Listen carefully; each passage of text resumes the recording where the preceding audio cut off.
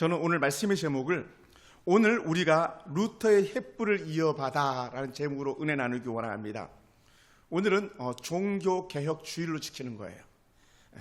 원래 이 종교개혁일은요 1517년 10월 30일에 독일의 마틴 루터가 종교개혁을 외친 그런 날이었거든요.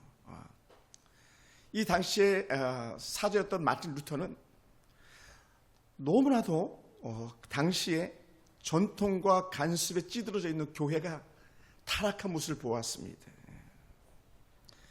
그래서 하나님의 말씀으로 돌아가자라는 그런 큰 대주제 명제를 가지고 개혁운동을 일으킨 날입니다. 그래서 이 마틴 루터의 종교개혁을 통해서 1000여 년 동안 중세 암흑시대에 막을 내리는 그런 은혜의 때가 된 줄 믿습니다. 왜 그랬냐? 요즘으로 말하면 천주교라 그러고 또 일반적으로 캐톨릭이라고 말하는 당시에 천주교 로마 캐톨릭이 너무 부패했던 거예요. 너무 부패했습니다. 사실은요 신부들인데 지금 신부들인데 원래 그분들 사제라 그랬거든요. 그들이 결혼할 수 있었어요. 근데 왜 결혼을 안 했냐면 결혼을 못하게 막아버린 거예요. 너무 타락하니까 내 아들 하면서 그 사제들이 돈을 축적해가지고 아들들에게 물려주고 아버지 뒤를 이어서 계속 대를 이어서 부를 누리면서 사제 역할을 감당하는 거예요. 그러다 보니까 이건 아니지 해가지고 결혼을 금지했던 적이 있었습니다. 그리고 당시에 교회 권력이 너무 셌어요.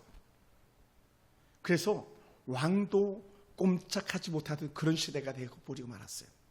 또 때로는 왕의 힘이 너무 세니까요. 교황이 교회 수장입니다. 교황이 왕의 종로로 사다시피 하는 거예요. 그런데 이게 교회가 아닌 거예요. 사실은 하나의 정치 집단처럼 사교화처럼 그렇게 돼버렸고 말았던 것입니다. 여러분은 이 성경을 잘 읽잖아요. 그죠? 성경을 잘 읽어요. 근데 당시에 여러분 같은 평민들은 평성도들은 성경도 못 읽었어요. 왜? 읽을 수가 없었어요. 성경 자체가 너무 귀했고 너무 비쌌고 감히 성경을 가질 꿈도 못 꿨던 거예요. 더군다나 성경을 보지 못하도록 당시 표현입니다. 쇠사슬로 묶어놔가지고 누구도 근접하지 못하게끔 그렇게 만들어버렸었습니다. 더 결정적인 사건은 뭐냐면 당시에 여러분 우리 껍데기 좋아하잖아요. 그죠? 저도 지난주에 사랑의 교회를 다녔습니다만은 사랑의 교회를 짓는데 그 3,400억이란 돈이 들었어요. 3,400억은 여러분 상상이나 갑니까? 한 교회 하나 짓는데 3,400억. 3,400원이 들었다는 건 4천억, 5천억이 들었을지도 모른다는 거예요. 왜? 추가 비용이 있으니까. 근데 당시에 이 캐톨릭 교회가 베드로 성당, 그것도 대성당을 짓는다고 하면서 건축을 시작하는데 건축은 결국 뭡니까? 돈이잖아요, 돈. 그래서 사랑의 교회는 그 건축비 다 갚았다고 말하더라고요. 대단한 거죠, 사실은. 근데 당시에 이 건축을 해야 되는데 건축비가 모자라는 거예요. 그래서 당시에 로마 교황 레오 10세가 어떻게 하면 이 대성당을 완성할 수 있을까 하면서 공사비를 충당해낸 방법들을 갖다 생각해냈는데 그게 뭐냐면 면죄부라는 거예요. 면죄부. 무슨 면죄부냐? 돈을 내면 영혼이 구원받는다. 돈을 내면 이미 연옥 지옥에 떨어지는 그 사람의 영혼도 건져 올릴 수 있다 하면서 면죄부를 팔기 시작했던 거예요. 그래서 우리의 헌금 주머니에 돈이 딸랑 떨어지는 소리와 함께 연옥에 있는 지옥에 떨어지기 직전에 있는 그 우리의 선조들의 영혼이 주께로 돌아온다라는 이런 말도 안 되는 거짓된 복음을 팔고 말았던 겁니다. 오늘날로 말하면 이만한 이단이 없죠. 그리고 더더욱이나 이 알베트라는 사람은 면죄부를 판매하는 것을 갖다 책임을 맡았습니다. 그리고는 교황과 그 돈을 반반씩 나누기로 했어요. 그러다 보니까 어떻게 돼요? 돈이 많이 거칠수록 교황이나 또 알베르트라는 사람은 불을 누릴 수 있기 때문에 그 안에서 떨어지는 그 이득들 때문에 유명한 당시 웅변가 티체리라는 사람을 고용해가지고 그에게 말도 안 되는 신학 박사 학위를 주고 가는 곳마다 면죄부에 대해서 막 설교를 시킨 거예요. 그 이제 역사가들이 이렇게 말합니다. 말이 설교지 웅변가였다고 말합니다. 그래서 유창하게 현란하게 혀를 놀려가지고 그렇게 사람들의 마음을 미혹해서 그 면죄부를 사게 만들었다는 것이죠. 사람들이 그렇게 속았던 거예요. 그래서 이 알브레트 히트와 티첼이 독일의 비텐베르크에 왔을 때 이것을 루터가 본 거예요. 종교개혁자 마틴 루터가. 그러니 말도 안 되는 그런 일들을 하고 말도 안 되는 웅변을 듣는 루터는 견딜 수가 없었습니다. 그래서 말했습니다. 저거는 사기다. 지옥에 갈 사람들이 돈을 낸다고 해서 천국에 간다, 이건 말도 안 된다. 그래서 그런 거짓 설교를 듣고는 분노하기 시작했습니다. 그래서 현 로마 교회가 잘못된 것을 조목 반박한 게 95개 조항문이었었습니다. 그 마틴 루터 95개 조항문 중에 하나는 이렇습니다. 제가 한 5가지만 잠깐 소개해 보는데, 제 첫 번째 조항에 우리 주님이신 예수 그리스도께서 회개하라고 말씀하신 것은 신자들이 회개하는 삶을 지속해야 한다는 뜻이다. 회개하라는 것은 계속적으로 회개의 열매를 맺는 그런 삶을 살아야 된다. 그러니까 그리스도에서 그 삶을 계속 살아야 된다는 것이었어요. 또 두 번째는 27번째 조항이었는데, 교황이 면죄부 판매를 통해 지옥에 있는 영혼을 구원할 수 있다고 말하는 것은 잘못된 것이다. 면죄부로 지옥에 있는 사람을 건져낸다는 건 잘못됐다는 거예요. 그리고 또 32번째 조항에는요, 잘 들어보세요. 우리가 잘 속기 쉬워요. 돈을 지급하면 영혼이 구원된다라고 주장하는 교황이 가진 권한의 한계를 넘어서는 것이다. 그래서 여러분, 구원은요 교황의 손에 있는 게 아니라 누구 손에 있다? 구원은 하나님에게 있는 거예요. 할렐루야, 아멘. 속지 마세요. 구원은 하나님에게 있는 거예요. 악한 이단들의 그 교주들에게 있는 게 아니에요. 이단들의 그 똘만들에게 있는 게 아니에요. 교황에게 있는 게 아니에요. 말도 안 되는 거예요. 그리고 조항 36번째는 진정한 회개는 신자의 내적 고통과 성령의 역사로 이루어진다. 참된 회개는 성령이 하신다는 거예요. 할렐루야. 따라합시다. 성령 하나님, 나를 고쳐주시옵소서.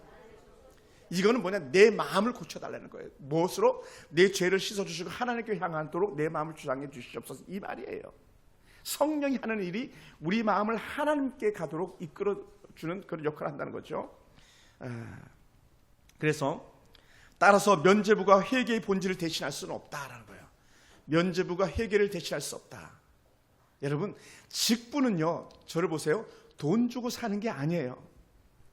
물론 돈 주고 살 수 있다면 얼마나 좋겠습니까? 그러면 교회는요 존재 가치 의미가 없어요. 세상이랑 똑같아지는 거잖아요. 세상의 직분은 돈 주고 살 수 있습니다. 국회의원이요, 배지 달고 싶으세요? 돈 있으면 달 수 있어요. 비례대표는 돈 주고 사는 거예요. 거의 전문 지식 플러스 돈을 내면 비례대표 국회의원 배지를 달아줘요. 지역 국회의원은 추첨해서 선거로서 되지만 비례대표는 그렇게 되는 게 아니거든요. 그런데 구원은 절대로 돈으로 갈 수 있는 게 아니라는 거예요. 절대로 돈으로 가는 게 아니다. 그리고 62번째 조항이 이렇게 말합니다. 교회의 참된 보화는 하나님의 은혜와 영광의 복음이다라는 거예요. 그러니까 교회는 여호와의 복음, 진리의 복음, 다른 말로 하면 성경 중심이어야 된다는 거예요. 아멘. 목사 중심 아니에요. 여러분 중심 아니에요. 내가 교회 주인이 아닙니다. 여러분이 교회 주인이 아닙니다. 우리 하나님이 교회 주인이에요. 할렐루야. 꼭 기억하셔야 돼요.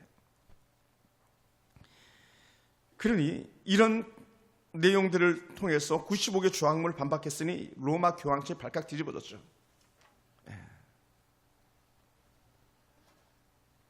그리고는 그때부터 사륙이 시작되는 거예요.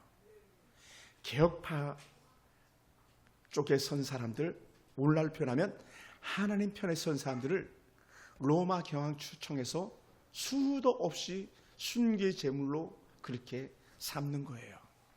여러분, 우리가 참된 성경 말씀을 배우고 익힐 수 있다는 것 자체는 큰 복인 줄 믿으시기 바랍니다. 할렐루야. 성경 너무 좋은 거예요. 너무 좋은 거예요. 하나님의 말씀은 너무 좋은 거예요.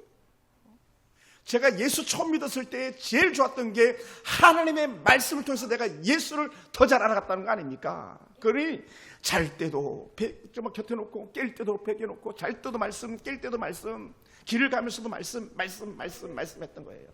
할렐루야. 오늘 우리 성경 반장님이 우리 교회에 계신데, 성경 읽기 반장은 우리 할머니들 중에 우리 지옥순 집사님이세요. 지옥순 집사님이 그 반장 역할을 잘 감당했습니다. 어떻게 감당했냐? 우리 지옥순 집사님이 성경을 얼마만큼 읽었는가 우리 어르신들 그 파악을 했어요. 지옥순 집사님은 사무엘상까지 읽었다고 적어왔고, 남길순 집사님은 시편까지 읽었다고 적어왔어요. 그리고 허길순 권사님 에스겔 13장까지 읽었다. 그리고 정순자 우리 성도님은 사사기를 읽었다. 대단하신 거예요. 올해 교회 오신 지 4월 달인가 오셨는데 벌써 사사기를 읽는다는 건 박수 한번 칩시다. 할렐루야. 또 잘 찾으시더라고요. 성경을 잘 찾아요. 대단해요. 그리고 우리 안태순 집사님은 열왕기상까지 읽으셨다는 거예요. 근데 사실은 우리 안태순 집사님이나 허길순 권사님은 두 번째 열왕기상이고 두 번째 에스겔 13장인 거예요. 한 번이 아니고 벌써 한 번 다 읽고 올해. 대단한 거죠. 그리고 또 어떤 분들은 한 번 다 읽었는데 부끄러워가지고 말 안 하는 분들도 우리 중에 계세요. 목사님 굳이 내가 그걸 말할 이유가 있겠습니까? 하면서 말씀해 주시면 좋겠는데 부끄러워가지고. 잘하시는 거예요. 성경 말씀은 최고예요. 제가 정말 존경하는 그 교수님 한 분 계시는데, 총시대 신학대학원에 공부했던 역사신학 교수 박용규라는 교수님이세요. 어느 날 이 교수님 선배들이 말하더라고요. 교수님이 바뀌었어 그러더라고요. 왜 바뀌었는지 그랬더니 저분이 은혜를 받았어. 전에는 교수님이 그렇게 깐깐하고 딱딱하고 학생들 함부로 대했는데, 이분이 특별한 은혜를 받고 나서는 저분이 교수인지 목사님인지 구별이 안 됐대요. 그 교회사 시간만 되면 얼마나 행복했는지 몰라요. 왜? 교수님이 하나님의 말씀에 절절히 사로잡혀가지고 그렇게 교회사 속에 역사했던 하나님의 사람들이 말씀을 전해주시는데요, 감동 그 자체였었어요. 지금도 유튜버에 교수님 그 강의들이 많이 올라와 있습니다. 박용규 교수님인데 이제 은퇴하셔가지고 그렇게 계신 분일 텐데, 이분이 이런 말씀했어요. 세계 부흥 운동사라는 그런 책에 정치적 사회적 개혁이 수반되지 않는 종교적 부흥은 단 한 번도 일어날 수가 없었다라는 거예요. 교회 부흥은요, 정치적 부흥과 사회적 개혁이 일어날 때에 교회가 함께 부흥했다는 거예요. 근데 그 주도 세력은 항상 교회였다는 거예요. 사회가 교회를 바꾼 것이 아니라 교회가 사회를 바꿨다는 거예요. 대한민국의 진정한 독립은 교회가 독립을 바꾼 것이지 우리 민족이 어떤 한 행사를 통해서 아니에요. 교회가 독립을 향해서 한 걸음 한 걸음 내딛게 만들었던 거예요. 여성 평등, 교회가. 노예제도, 교회가 없앤 거예요. 여러분 땅을 지주할 여러분 땅을 가질 수 있었다. 이거 다 교회가 그 운동의 주체가 됐었지 다른 어떤 종교가 아니었었어요.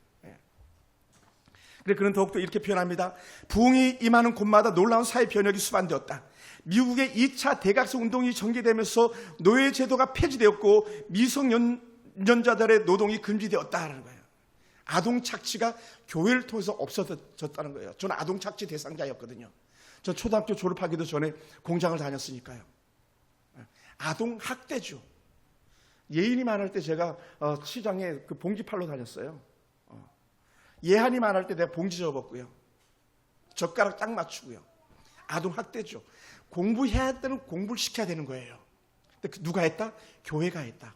연세대학교, 이화대학교, 숙명대학교 다 교회가 지은 거예요. 선교사들이 지은 학교들입니다. 그러니 이 나라가 부국 강병을 이룰 수 있는 거죠. 요한 웨슬레 부흥운동을 통해서 여러분 지금 우리가 주 8시간 하잖아요. 그것도 주 5일. 당시에는 이 제2차 대각성 운동이 일어나기 전에는요, 주 90시간을 일했대요. 의무적으로. 그러니까 계산해 보니까 주 5일, 6일 근무했으니까요, 하루에 15시간 근무를 했다는 거예요, 노동자들이. 근데 사실은요, 우리 15시간 더 했잖아요.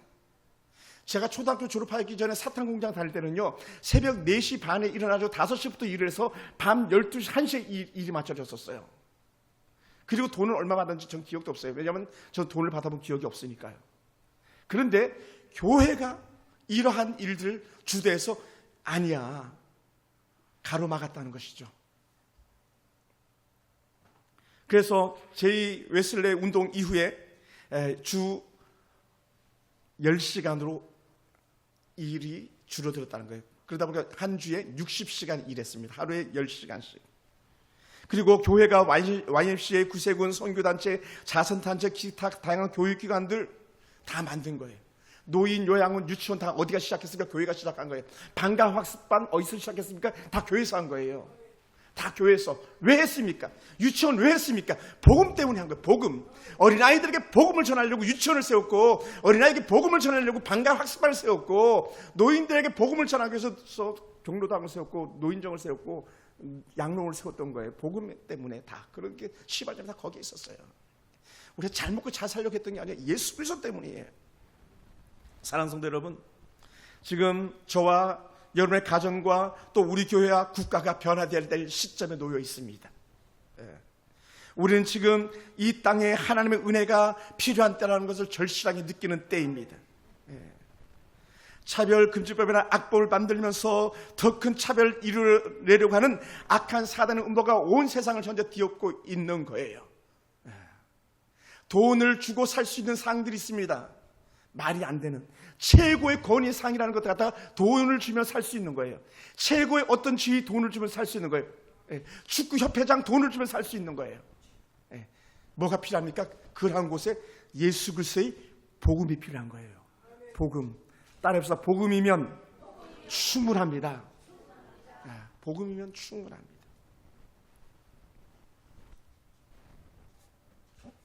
오헬리의 동물농장이란 그런 소설을 그랬대잖아요.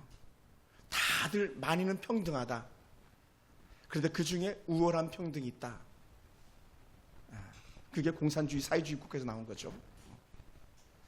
자유와 평등을 외치던 그 사회주의 사상가들이 다 평등하지만 그 중에 우린 더 우월하다고 내세웠잖아요. 북한의 공산주의가 들어올 때 어떻게 했습니까? 8.15 해방 이후에 지주계급, 교수, 종교인들 다 죽여버렸잖아요. 평등에 저해되는 자들이라고. 와, 자유로운 세상이 들어왔다 막 춤추면서 대한민국 주차를 만들어가지고 전에는 주인님 했던 사람들 다 찔러 죽였잖아요. 그리고 그들에게 배우고 가르쳤던 교수들에게 다 칼을 들이고 총을 들이대서 다 죽여버리고 말았잖아요. 그 열매가 뭡니까? 지금 북한 아닙니까? 그런데 남한에 수도 없는 약 50만에서 100만이라는 사람이 그걸 지지하고 있다는 거예요. 친북 지지단체만 해도 현재 한국에 1000개가 넘는다는 거예요. 친북 지지단체, 종북 단체가. 그리고 우리는 하나님의 은혜가 필요한 때입니다. 여러분, 이미 우리는 오래전에 법이 기울어졌다는 걸 압니다. 그렇다고 우리 흔히 하는 말로는 기울어진 운동장이라고 말해요. 저는 저 위로 뛰어 올라가야 되는데 상대방은 그냥 내리달아서 오는 거예요. 내가 차지 않아도 그 공은 골이 될 수 있는 그런 상황이에요. 이게 기울어진 운동장, 기울어진 저울추인 거죠. 대법원에 가면 눈을 감고 있는 한 여인이 저울을 들고 있는데 수평을 이루는 거거든요. 근데 대한민국의 법은 이미 수평을 이뤘습니다. 왜? 다수, 많으면 최고인 줄 알기 때문에. 여러분 속지 마세요. 하나님의 나라는 결코 다수결 원칙이 아니에요. 수많은 사람들이 예수 이름을 못 박아라, 예수 이름을 못 박아라 했지만 그 수많은 사람이 외쳤던 것이 옳았던 것이 아니고 예수 이름은 아닙니다, 예수 이름 죽어서 안 됩니다 했던 그 사람들이 옳았던 거예요. 할렐루야. 지금도 마찬가지예요. 여러분 속지 마세요.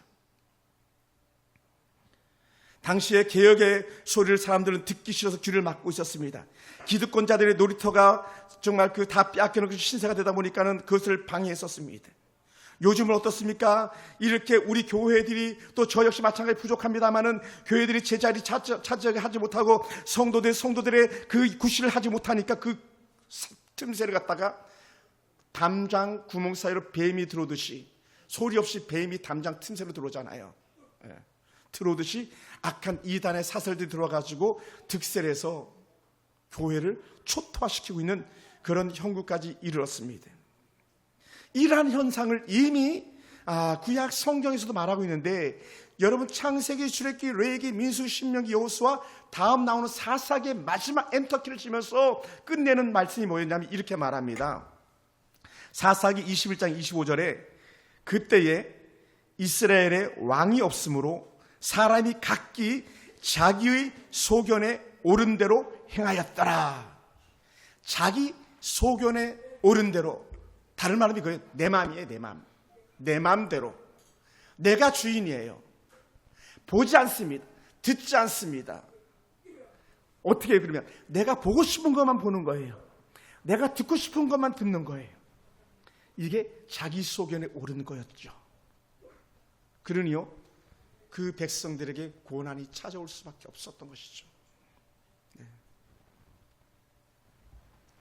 이러한 때에 하나님은 거저 버려두시지 아니하시고 하나님의 사람들을 세워나가기 시작하는데, 그게 누구였는가? 오늘 본문 속의 한 주인공 사무엘이라는 멋진 선지자예요. 할렐루야. 따라해서 하나님이 우리나라를 사랑하신다. 아멘.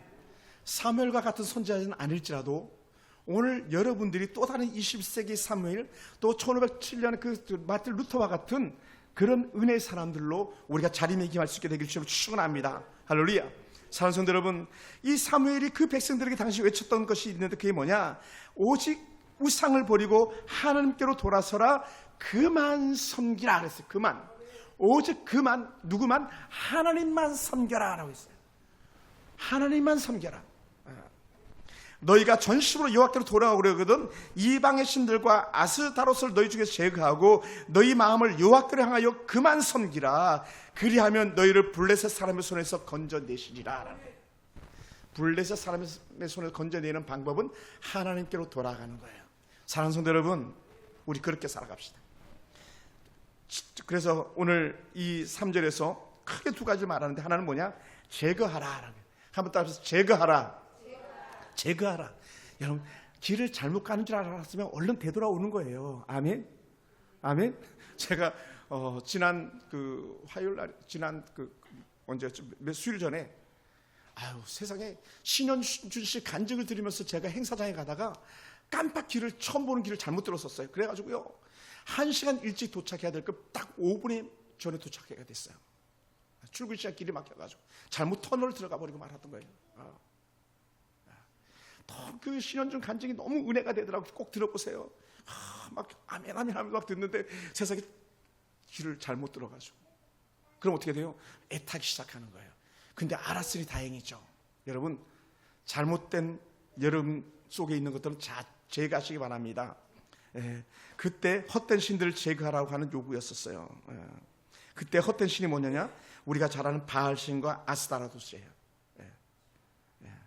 이세벨이 섬겼던 그런 신.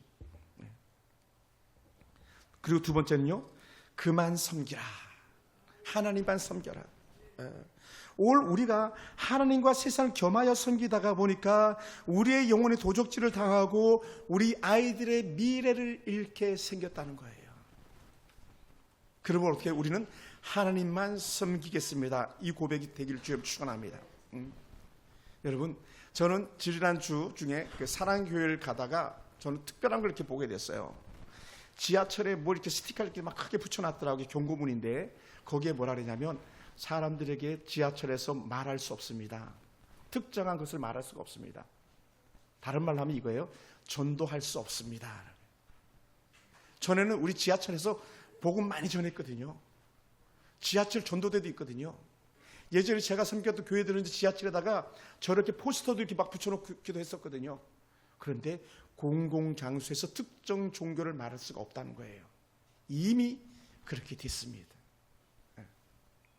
오늘날 이미 내가 만약 길에서 전도하는데 기분이 나쁘다고 신고하면 제가 경범죄 저촉돼서 걸리는 거예요. 근데 이게 점점 그런 법들이 가혹해지기 시작하는 거죠.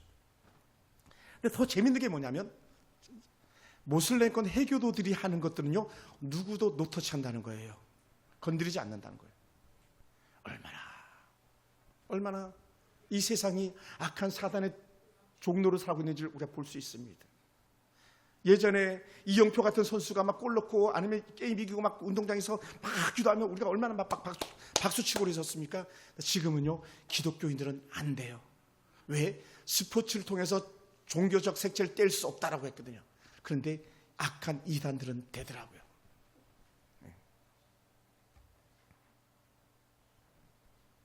오늘날 우리가 이 세상에서 우상처럼 섬기는 것들이 있습니다. 뭡니까? 누가 뭐라 그래도 뭐니 돈, 누가 뭐라 그래도 명예, 그러니까 국회의원 뺐지만 다니면 하늘 높은 줄 모르는 교만함들 있잖아요. 그리고 권세, 권력이죠. 여러분, 대통령 얼마나 오만방자, 기고만장할 수 있습니까? 왜냐하면 그보다 더 높은 사람이 없다고 여기기 때문에. 그런데요, 다 순간이라는 거예요. 5년 되면 끝나잖아요. 5년이면 끝나잖아요. 부끄럽잖아요. 권불신령이라고 했잖아요. 잠깐이거든요. 안 됩니다. 그러다 보니 이 하나님의 사람 사무엘은요, 4절에 이렇게 말합니다. 그 백성들에 대해서 자신이 완전히 하나님께도록 그들의 마음을 정했다는 거예요. 전환하다, 이런 표현을 비슷하게 썼는데, 우리가 4절을 같이 한번 읽어볼까요? 제가 한번 읽겠습니다. 4절, 7장 4절. 이에 이스라엘 자손이 바알들과 아스타로스를 제거하고 여호와만 섬기다, 이것을 갖다가 전향했다, 이렇게 표현을 쓰는 거예요. 북한에 있다가 남원에 와가지고 간첩 활동하다 잡히잖아요. 그 전향한다는 거예요. 나는 북한이 잘못된 줄 알았습니다. 나는 이제 남한에 귀숙해서 남한 뜻을 쫓아 살겠습니다. 이걸 전향하다. 북해에서 넘어온 탈북자들이 나는 남한을 존중합니다, 남한을 존경합니다, 이게 전향하다는 거예요. 전심으로 우리의 마음을 하나님께로 향하라. 근데 그 백성들이 아멘 했다는 거예요. 할렐루야. 우리가 그렇게 살게 되길 주로 축원합니다. 우리의 마음도 하나님께 전향하길 주로 축원합니다. 내 마음은 오직 하나님입니다. 근데 거기에 나왔던 마틴 루터의 종교개혁이 크게 두 가지인데, 그게 뭐냐? 첫째는 오직 성경 말씀입니다. 성경이 말하면 아멘 하겠습니다 였어요. 할렐루야. 그러니 여러분, 사실은 더 우리가 하나님의 은혜가 더 누린다면 이렇게 해야 되는 거예요. 성경을 봉독할 때는요, 감히 앉아서 봉독할 수가 없는 게 일어서서 하는 거예요. 우리가 어른들이 말하는데 앉아서 이렇게 쳐다보지 않잖아요. 일어서서 말을 듣잖아요. 그리고 진짜 훌륭한 선생님은요, 서서 말하지 않고 앉아서 말한다는 거예요. 그리고 학생들은 서서 듣고요. 그게 예의라는 거예요. 예의 아시죠? 그러니까 오직 성경이라는 거예요. 여러분, 성경이에요. 여러분, 성경에 빠져봅시다. 성경 말씀 암송하시기 바랍니다. 성경 말씀 여러분의 살과 피가 되는 은혜가 있는 줄 믿으시기 바랍니다. 그리고 두 번째는요, 종교개혁의 가장 큰 기치를 거뒀던 게 오직 믿음이에요. 할렐루야. 따라서 오직 믿음, 오직 믿음이에요. 믿음밖에 없어요. 믿음이 이기네, 믿음이 이기네, 믿음이 온 세상 이기네. 믿음으로 가는 나라, 하나님 나라. 할렐루야. 예수 그리스도를 믿음으로 가는 나라예요. 믿음으로 가는 나라. 하나님의 세상을 이처럼 사랑하사 독생자를 주셨으니 이는 저를 믿는 자마다지 권세 작가진 자, 돈 많은 자, 지위 높은 자 아니라는 거예요. 아멘. 아멘. 목사 아들이라고 천국 가는 게 아니라는 거예요. 장로님 아들이라고 천국 가는 게 아니라는 거예요. 뭐라고? 믿음으로 가는 나라는 거예요. 할렐루야. 이것을 하나님의 사람들은 정확하게 표현했어요. 이는 혈통으로나 육정으로 나지 아니하고 하나님께로 난 자들이니라. 사도 바울의 로마서에 나오는 말씀. 오직 의인은 그 믿음으로 말미암아 살리라. 아멘. 이게 진리였어요. 그러니 이 은혜를 결단했던 성도들이 가지고 있었던 액션, 행동이 있었는데 그게 뭐냐? 그들이 바로 말씀과 기도의 자유로 나오게 됐다는 거예요. 할렐루야. 여러분, 하나님의 말씀이 들어가면요, 하나님이 좋아질 수밖에 없어요. 하나님이 좋아질 수밖에 없어요. 우리 김장희 사님, 우리 하은이 손잡고 이렇게 막 가끔 길 갑니까? 잘 안 잡아서 저기 커가지고 전에는 그랬죠, 그죠? 제가요, 우리 큰딸 하은이하고 어딜 가는데 하은이가 막 팔짱도 끼고 손도 잡아주더라고요. 얼마나 좋은지 몰랐어요. 얼마나 좋은지 몰랐어요. 다 컸는데 30살이니까 다 컸잖아요. 나이 말하면 안 되는데 30살. 하영이가요, 저는 좀 하영이 이름만 생각해도 좀 행복하거든요. 딸이잖아요.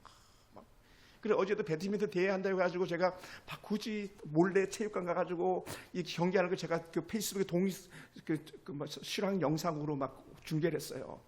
그래 어제 우승했잖아요. 꼭 내가 우승한 것 같더라고. 뭐 아마추어 대회입니다만은 너무 좋잖아요. 하나님은요 우리가 좋아 죽겠는 거예요. 그런데 딴짓하고 있어.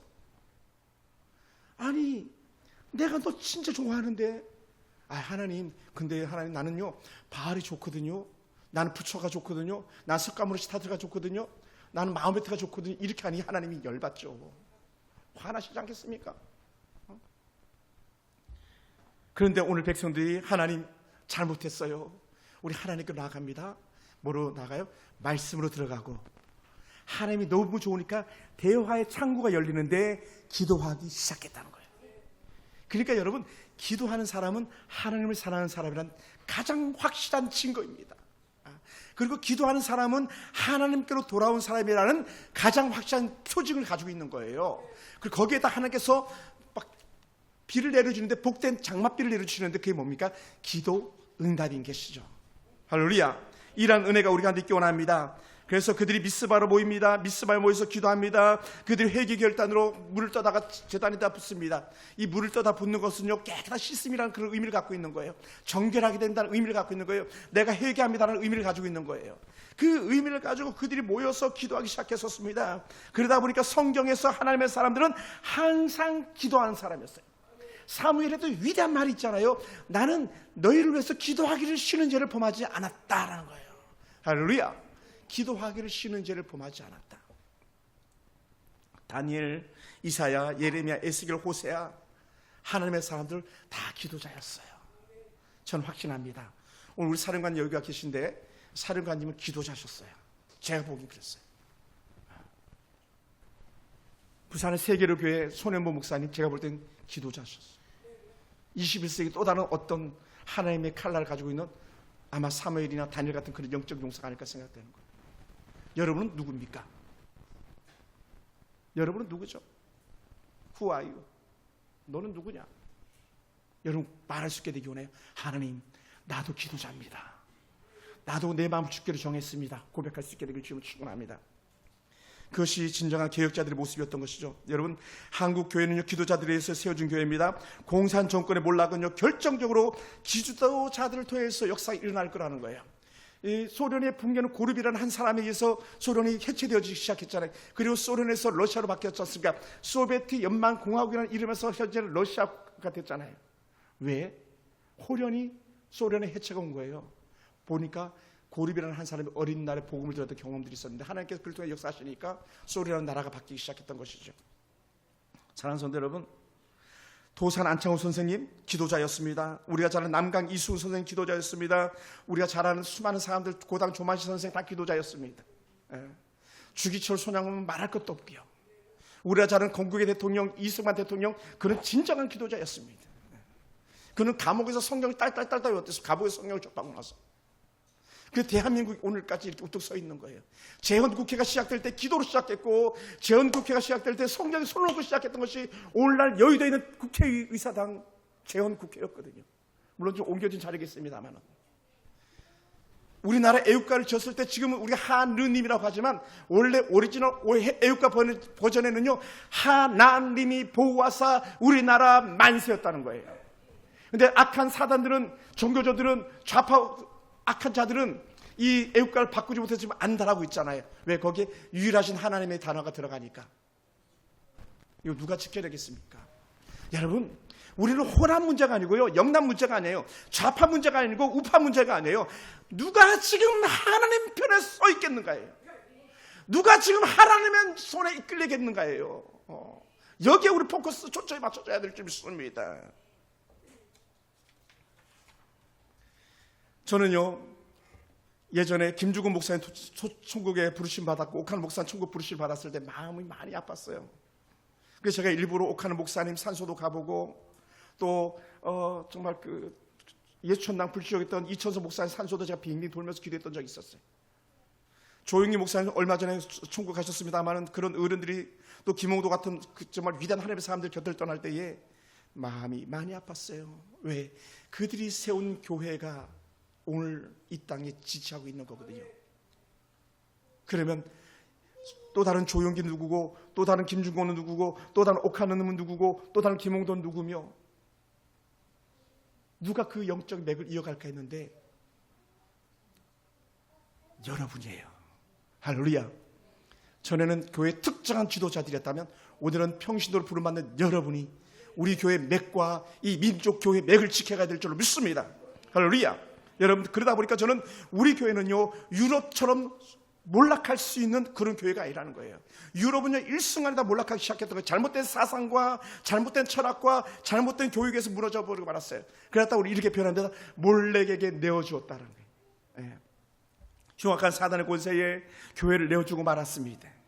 성경에서 보면요, 열왕기상 이런 내용들 보면 몰렉에게 자녀를 제물로 바친 사람들이 있었습니다. 몰렉에게 제물을 바쳤어요. 몰렉 숭배는 가나안 지역에서 흔하게 이루어졌던 우상 숭배의 하나의 형태였습니다. 불의 신으로 간주됐고 자녀를 산채로 불속에 태워서 바쳤던 그런 제도입니다. 근데 한 왕들이 그런 일을 감당했었거든요. 그래 레위기에서는 이런 것을 이미 알고 있었기 때문에 레위기 18장 21절에서는 이렇게 표현했어요. 너는 결탄코 자녀를 몰렉에게 주어 불로 통과하게 하므로 내 하나님의 이름을 욕되게 하지 말라. 나는 여호와니라. 오늘 학교에 몰렉이 완전히 장악하고 있는 것 같지 않습니까? 학교의 선생님들이 악한 사단의 쏘아 종노하고 있는 것 같지 않습니까? 야, 너 요즘도 교회 다니니? 야, 요새도 교회 다니는 학생이 다 있어? 아이들 그런 얘기를 듣잖아요. 그 사람들은 사단의 괴수가 아니고 누가 사단의 괴수겠습니까? 레위기 20장 2절부터 5절까지 이렇게 말씀합니다. 이스라엘 자손에게 이르라. 이스라엘 자손이나 이스라엘의 거리한 외국인 중에 누구든지 그의 자식을 몰렉에게 주면 반드시 죽이되 그 지방 사람들이 돌로 칠 것이요. 또 열왕기하 24장 10절에서는 흰놈의 아들 골짜기 도베싯을 더럽게 하여 아무도 자기 자녀를 불로 지나가게 하여 몰렉에게 드리지 못하게 했다라고 말해요. 다른 말로 이거예요. 잘못된, 오늘날은요 사상과 잘못된 철학에 우리 아이들을 내어주지 않겠다라고 하는 거예요.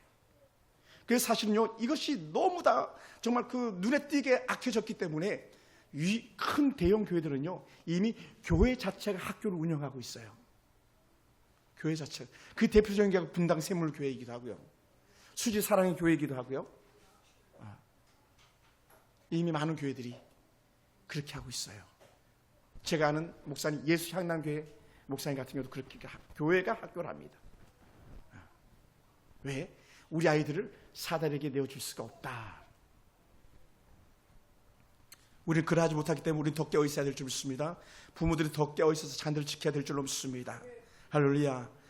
사랑하는 성도 여러분, 그 백성들이 사무엘의 말을 듣고 나와가지고 회개하며 결단했는데 따르는 하나가 있는데 뭐냐? 내 생명은 하나님께 맡깁니다 라는 거예요. 따라합시다. 내 생명은 하나님께 맡깁니다. 이게 뭘 것 같아요? 그게 금식이에요. 금식하며 여호와 앞에 부르짖었더라라는 거예요. 당시에 블레셋 군대가 정말 그 수도 없이 이스라엘을 공격하고 할 그런 때인데도 불구하고 금식하면서 온 백성이 하나님께로 마음을 정했다는 거예요. 여러분, 이성적으로 보면 미친 거예요. 아니 지금 언제 전쟁이 날지도 모르는데 금식한다고? 그렇지 않다는 거예요. 여러분, 우리 하나님이에요. 하나님이 우리를 지키신다. 예. 말씀을 마무리하겠습니다. 사랑하는 성도 여러분, 종교개혁, 개인과 교회와 이 나라가 함께 일해야 할 회개운동이 될 줄 믿습니다. 우리가 하나님 앞에 나아가 철저하게 회개하고 우리 자신을 내려놓을 때에 하나님과 우리가 다시 하나가 되는 그런 은혜가 임할 줄로 믿습니다. 종교개혁주일에 우리가 기억해야 할 것은 바로 하나님께로 우리의 마음을 정하는 겁니다. 마음을 돌이켜 여호와께로 나아가라라는 음성에 귀를 기울일 수 있기 원합니다. 그리고는 마틴 루터가 그렇게 외쳤던, 또 사도 바울이 또한 그렇게 외쳤던 한마디 말씀, 오직 의인은 그 믿음으로 말미암아 산다라고 하는 이 거룩한 외침에 우리가 귀를 기울이기 원합니다. 그래서 오늘 우리 가정과 우리 자녀들, 우리 교회, 이 나라 지켜야 할 줄로 믿습니다. 그래서 우리나라가 시대 앞에서 힘받는 그런 복된 나라가 되게 하시기를 주님 축원합니다. 기도하겠습니다.